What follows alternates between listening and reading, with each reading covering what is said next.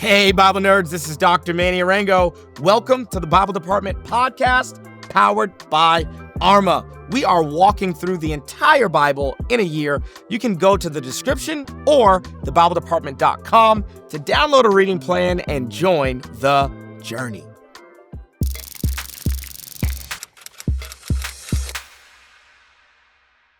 Family, we have come to the end of our Corinthian road. Well, we got 2 Corinthians starting tomorrow. But for right now, we got the last two chapters on today's Bible reading plan. We got 1 Corinthians chapter 15, which in my opinion is actually one of the dopest chapters in the entire Bible. And then we got 1 Corinthians chapter 16, which is really like a peace out. Like it's the way that Paul ends his letter. But there's some nerdy nuggets in that last chapter that we are going to highlight. I always say this, if you haven't done the reading, there's a great place to pause. Don't watch the rest of the recording. Go do today's reading. Today's reading on the Bible reading plan is 1 Corinthians chapter 15 and chapter 16. And so go do the reading, come back. I'll be right here. All right. 1 Corinthians chapter 15 is all about the resurrection of the dead. One of the most important parts of the New Testament. I mean, if we could only pick 10 chapters from Paul's writing or 10 chapters from the New Testament, this would make the cut for me, in my humble opinion, because the resurrection is a big deal. So let's get into some context clues, okay? Clearly, the church here at Corinth is not believing in the resurrection, okay? Here's what Paul says as he opens up this part, and Paul's pretty feisty about this. He says, "Now I would remind you, brothers, of the gospel I preached to you, which you received, in which you stand, and by which you are being saved. So you hold fast to the word I preached to you, unless you believed in vain."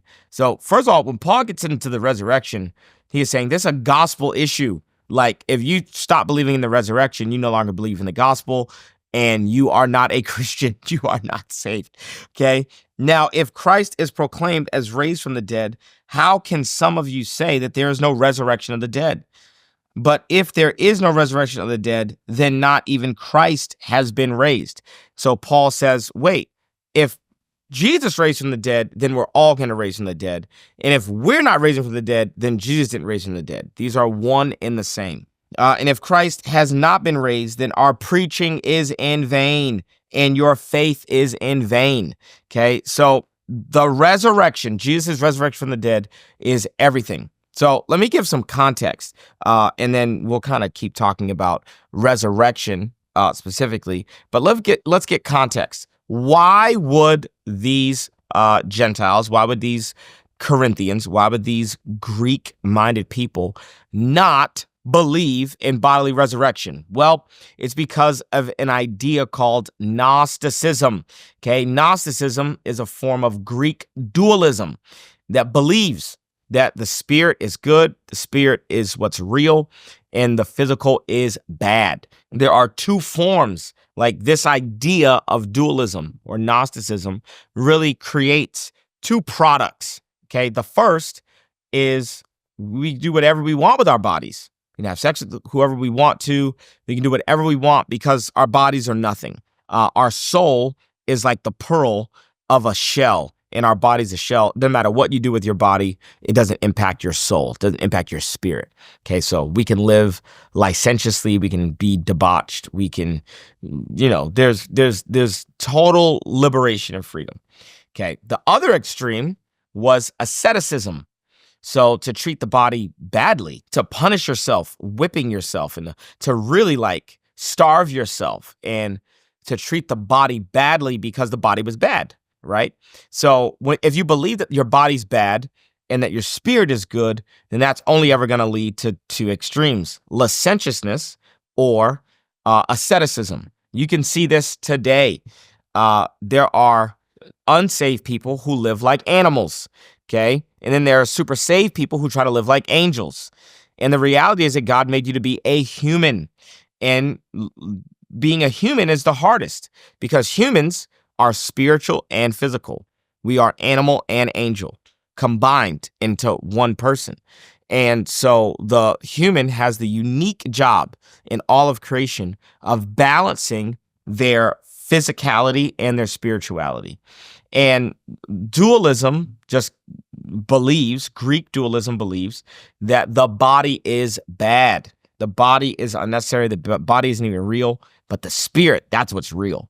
And you may think to yourself, that sounds a lot like Christianity. And I would go, well, that sounds like Christianity that's been tainted by Greek dualism. And you're right. Greek dualism and Greek Gnosticism are alive and kicking in most churches today because they're Western ideas. And if you're part of a Western church in the United States of America or Europe or any other Western place, then these ideas are huge.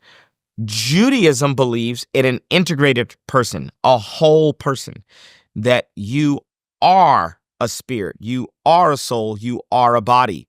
Okay, so physical resurrection is a non-negotiable for Paul. Okay, you're not going to die and become an angel.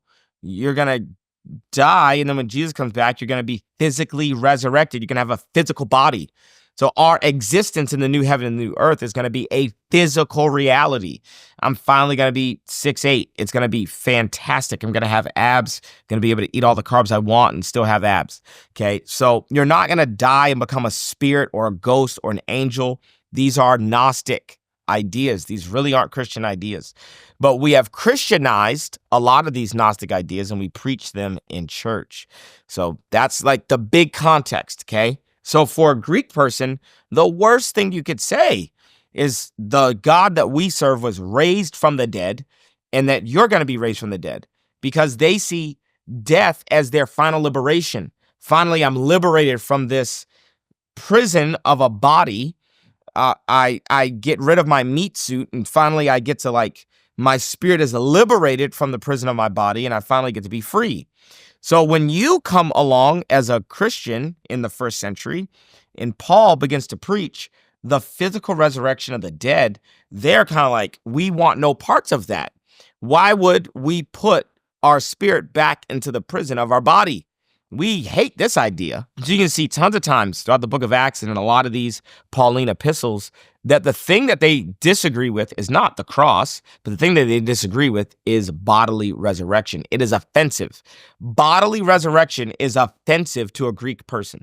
And Corinth is a very Greek city. And so it's not shocking that in 1 Corinthians 15, Paul kind of has to go ham a little. There's this one part. Paul is like, are you mad? Like, are you guys crazy? Paul just uses here we go. I found it finally. Okay. Verse 35 of chapter 15. But someone will ask, how are the dead raised? With what kind of body do they come? You foolish person. That's Paul's response. Get this. I'll read this again. Verse 35. But someone will ask, right? One of you idiots will ask, how are the dead raised? With what kind of body do they come? You foolish person. What you sow does not come to life unless it dies. So then Paul goes on with this big analogy of your physical body that you die with is just a seed that gets sown into the ground, and that the fruit that is going to come is going to come in the resurrection in the form of a glorified body and a new body. What if I told you that what you're learning in this video was just the tip of the iceberg? The Bible department is actually powered by Arma. What is Arma? I'm so glad you asked. Arma is an online subscription-based platform that we designed to help people, everyday people, learn the Bible for themselves. We started Arma so that anybody, anywhere, could have access to trustworthy and entertaining Bible and theology content. In addition to this podcast, we have over 60 courses on individual books of the Bible, on theology topics, and on some hot topics like homosexuality, tithing, and women in ministry. But really, Arma is a community of people that I've gotten to know, a community where thousands of people are currently finding family, asking questions, and nerding out on the Bible together. If you want a community to read the Bible with you this year, or if you want to dive into some deeper theological content, or if you want more exclusive access to me and the entire Arma team, how about you go to thebibledepartment.com. I'll be sure to post the link in the description of this video. Let's make this your year to become a Bible nerd. That's the context that we need. Actually, once we get into chapter 16, we get a little bit of a nerdy nugget. It says this in right at the beginning of chapter 16. Now concerning the collection for the saints, as I directed the churches of Galatia.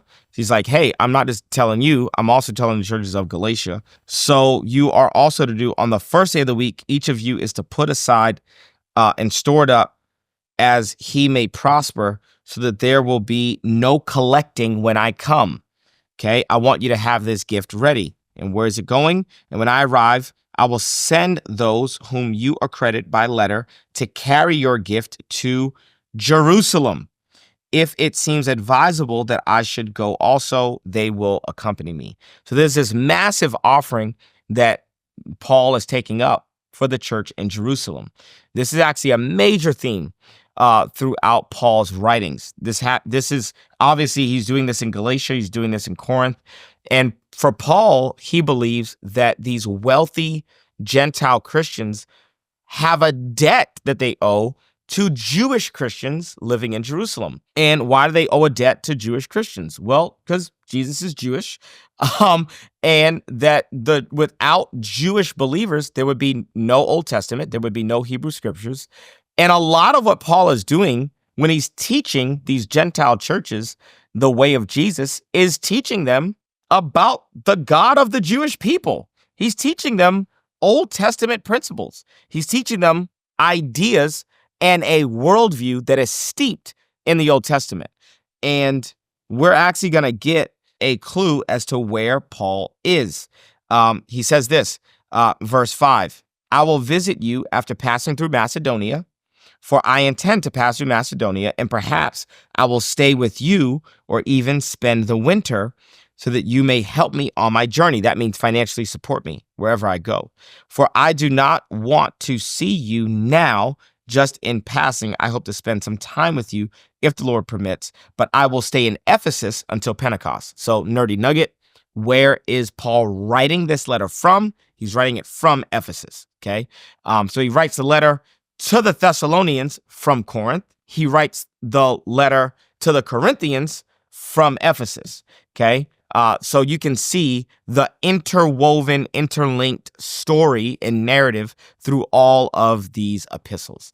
He's going to stay there till Pentecost, for a wide door for effective work has opened to me, and there are many adversaries. When Timothy comes, see that you put him at ease among you, for he is doing the work of the Lord, as am I. So let no one despise him. Help him on his way in peace, so that he may return to me, for I am expecting him with the brothers. So here's a little foreshadowing. Timothy is going to come to Corinth, and it's not going to go well, okay?